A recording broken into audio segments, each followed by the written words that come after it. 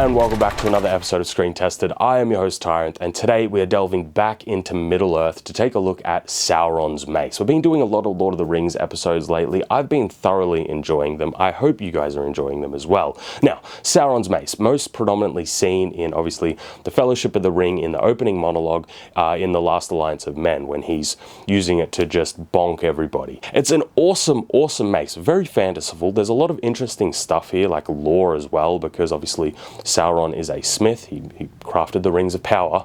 So there's some interesting stuff there in terms of the lore. There's also some interesting stuff when it comes to the practicality of the design of the mace itself.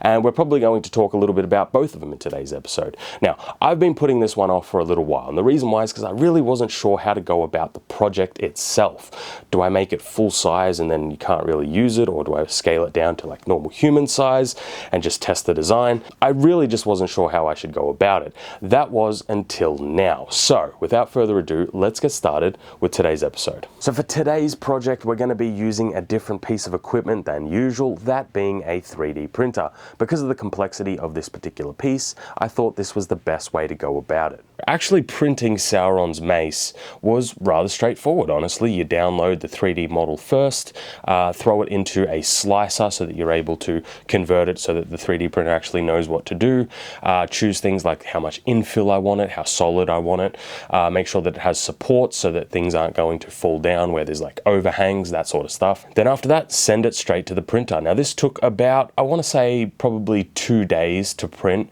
mostly because I actually did a couple more prints that I needed, because I was worried that doing such large prints, if it failed halfway through, you would have to scrap all that filament. So I kind of split up the prints more than I really would normally, which added a little bit of extra time to the project itself. Then after the full thing was printed, it was pretty straightforward. The person who made this 3D model made it very easy. A lot of things snap together, things screw together. I used an assortment of super glue and things like epoxy to put all the joints together so we could get a nice solid prop. Then after that, I just sprayed it with some chrome paint and spent about 10 minutes just weathering it so that it looked like it came straight from the battle. But that's pretty much the full assembly. Let's get some B-roll of this bad boy so you guys can see it up close. So literally the only reason why today's episode is possible is because of our sponsor, Bambu Labs. They reached out and they sent me this 3D printer here. This is the P1S.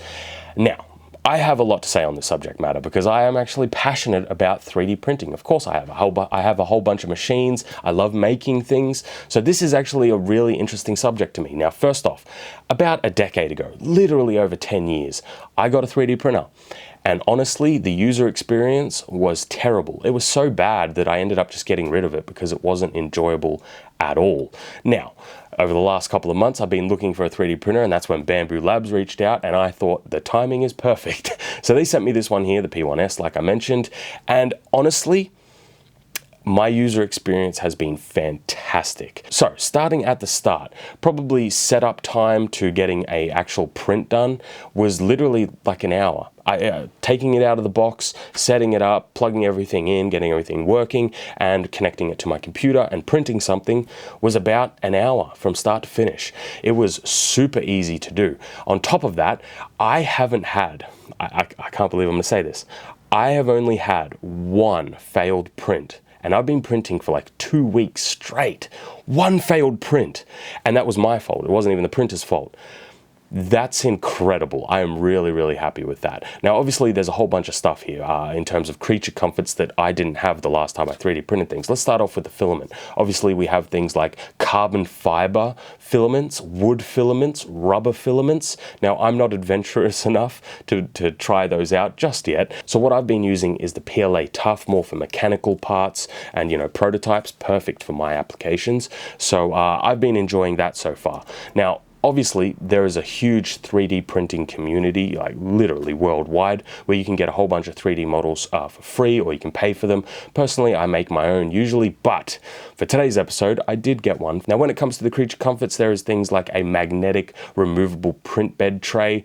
That's awesome. Back when I was doing it, I had to use masking tape, so that's a big improvement. On top of that, it has things like a camera on the inside, so you can actually film time lapses, which is some of the footage you're seeing now, which is awesome.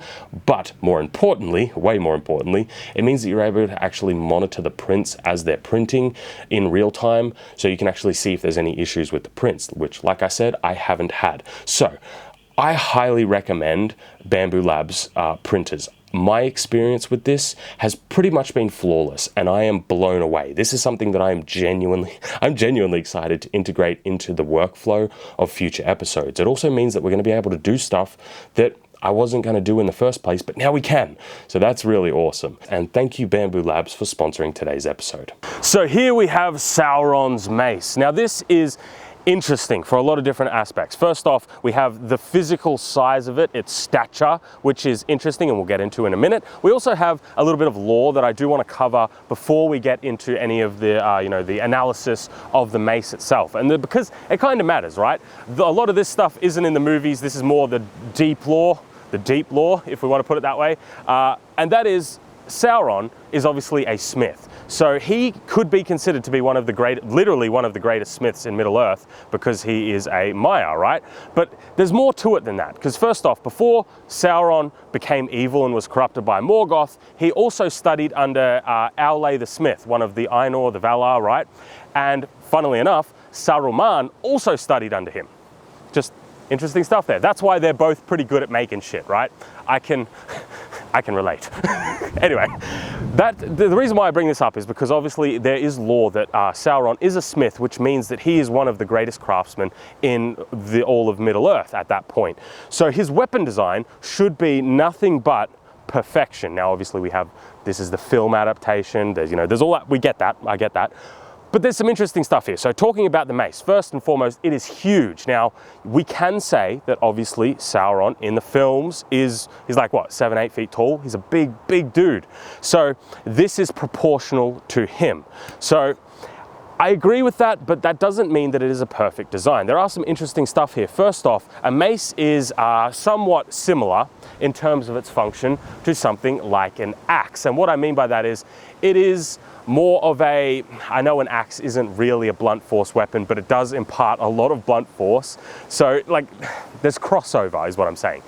But we have all the mass towards the head of it, and it's on a large haft. Now this one here is a Dane axe on a wooden haft. This is more of my Kratos interpretation personally, but I thought it was a good comparison to something like this. So in terms of this haft here, I just do think it's a little bit thick. It could be a little bit thinner, still be just as strong, and move that weight distribution a little bit more towards the head, which is what we would want. In terms of the handle, the pommel, the guard, all that sort of stuff, I think it's perfect. I've got no problems at all. Then we get into the the fins, but I do like these kind of serrated points here and here. The reason why is because they are going to be concentrators. Hitting on these points, that's going to do some damage. This is essentially just bed of nails territory. Now, I call it the Wolverine effect. All it is essentially sharing the force of a blade across multiple blades. So for example, here we have 6 blades. You can't actually thrust with this. This is going to be absolutely terrible at thrusting. Now, my retort to that is, why put the blades there at all? I think, as you can see in between here, I've got some B-roll, there is a sharpened point in between them. I think if you just extended that to have a central spike, that means that you could actually thrust with this, would be awesome. It would fit with the design, it would barely look out of place, and you add some functionality to it. Then we get into material choice. Now, again, take an axe for example. We have a wood haft and a metal blade. Because we have that full metal, haft and handle, that's a really important caveat to bring up, right? Is because this particular mace head design has a whole bunch of negative space and cavities, which means that if it absorbs shock, it's going to send it straight into the hand, because we don't have a wrap here, we don't have wood here, it's just all metal essentially. So I think having a wood handle or wood haft on this particular mace head design would be far more effective to absorb a lot of the shock, because essentially if all this space here turns into something like a tuning fork, right? it really absorbs a lot of shock and vibration. And that's not even including a lot of like the context around, you know, maces, historical maces, how they were used, what they were used against, different types of maces, armored versus unarmored. It's a whole different thing that I'm sure that there's a bunch of videos out there far better than my own. This particular design though, I do think would benefit from a wood handle or haft. So Sauron's big chonkster mace. Honestly, I love the design. This is like a perfect mashup between fantasy and something that is obviously practical. I mean, in terms of an actual functional mace, it's got spikes, it's got a lot of mass and weight to it, and obviously if you're very strong, like, you know, Sauron is, it'll do a hell of a lot of damage. So at that base layer, it is of course functional, and anything that I've kind of mentioned in today's episode is more just about like kind of heightening the design a little bit more, making it a little bit more effective.